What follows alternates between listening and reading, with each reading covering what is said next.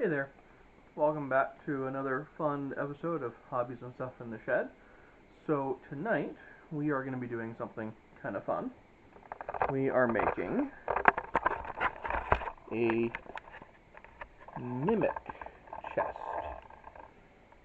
So that's the black and white photo. Let me see if I can find the color photo.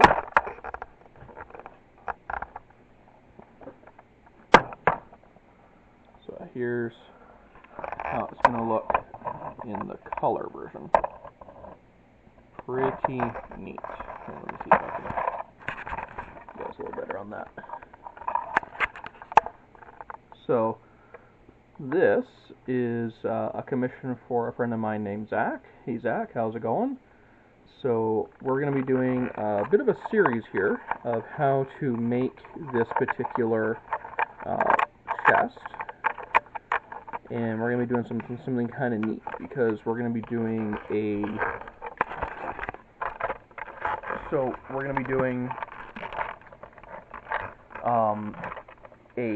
wood grain effect in the leather, which is going to look really, really cool, I think. And we're going to be dyeing it, and so there is a really good, very detailed tutorial on YouTube by the pattern maker. I believe this is from Leather Pattern Hub, or Leather Hub Pattern, something like that. I'll put a link in the description for the pattern. Excuse me. And so definitely, this is my first time making this particular pattern, so I don't quite know exactly what I'm getting into. But the tutorial video on YouTube they make it look really easy to do. On their tutorial on YouTube, they do go through the process of dyeing the leather and cutting it all out and that sort of thing. Now, in their case, what they do in order to get that streaky effect is they took a brush and they brushed on streak lines. What we're going to do, we are going to do something a little fun. I got a wood grain rolling pin. This is an acrylic rolling pin that gets a wood grain effect. So, this is going to be a lot of fun because we're going to be taking some veg tan leather. We're going to be doing, we're going to be embossing this a pattern into it. And if I am using the wrong words here for the things that I'm talking about, then please feel free to, write a comment or whatever. So this is probably going to be a multi-video series because I'm not going to do this whole thing in one great big long video. It's probably because it's going to take a good couple of hours. So today we're going to be doing the beginning stages, which is cutting out the pattern, making sure all the pieces line up, starting to cut out the pieces of leather, figure out which pieces are going to be which color and that kind of thing. And then we will go from there. Alright, so I'll see you in a moment. Alright, so for this project, here is our sheet of patterns here. Okay. So we've got a fairly decent set of instructions. Now, like I said, let's see, this pattern is from, let's see here. Anyway, yeah, I'll put a link into it in the description there. And I believe it was Leather Pattern Hub. So one of the things that is really nice about this particular pattern set is they label all the pieces. So this one's got 32, 6A, and then on the next page you got 5A. On the next page after that you've got 5B. So you can see how things are going to match up, right?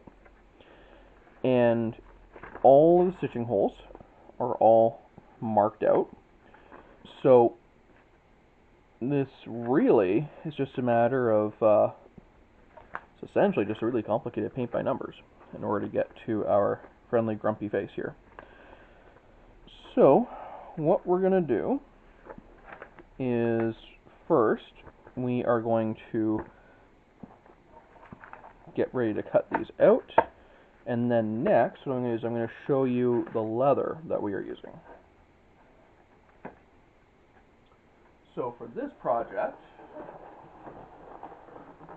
Zach and I were at our local Tandy store in Markham, Ontario, and we picked out this really cool, really beautiful veg tan leather. So this is a side of veg tan. I believe it is around a 5 to 6 ounce veg tan. And one of the things that we really liked about this one is you can see this sort of marbling effect that it has.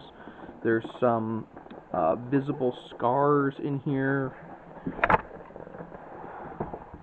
Like, you're going to be able to see marks where the mosquitoes were biting on this animal. All this natural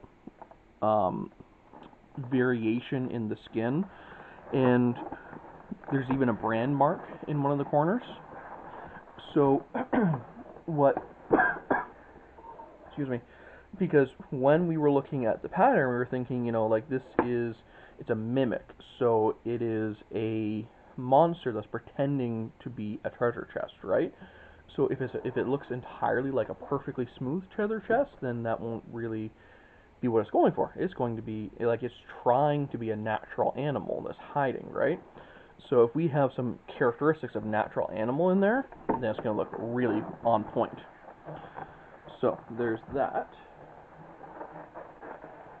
And then the other piece, so on this particular pattern, it not only has the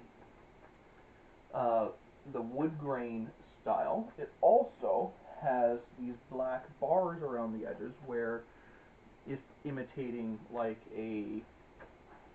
iron casing or iron bindings around the edges of the chest, right? So we have somewhere in, let's see here, on the shelf, buried in there somewhere, I have a piece of black leather, which we're going to be using for our for that binding on the edges. And the other thing that we have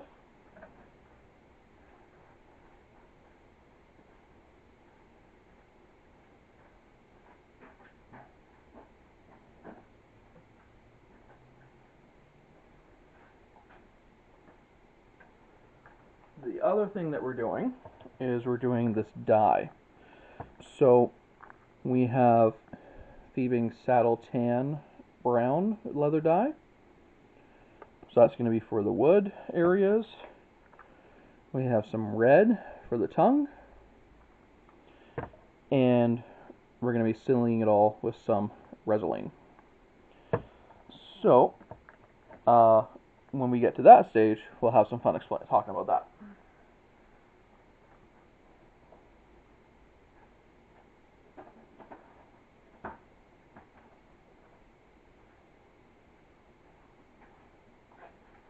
Alright, so this next step is going to be a pretty boring step. But basically, what we got to do, just make sure this is on the right space here. Yep. So now what we're going to be doing is we're going to be cutting out each piece of the pattern, and I'm going to be labeling them as I go, whether they are going to be brown or black, and then putting them all off to the side so that we have a nice stack of ready to go pieces. So this is the part, future Tim, when you edit the video, that you need to look for in order to, speed this thing up or put on a music montage or something like that.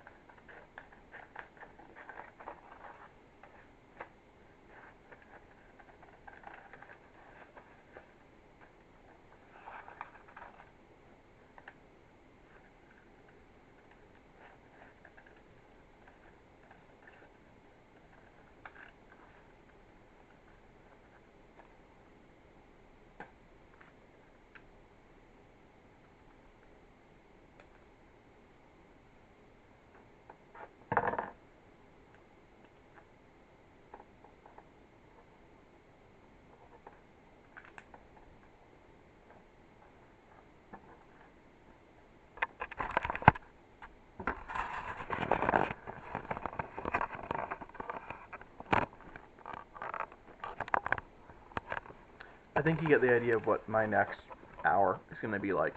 So I'm going to pause the recording here. I'm going to go grab a beer, put on a Game of Thrones episode, and I will see you in a little while.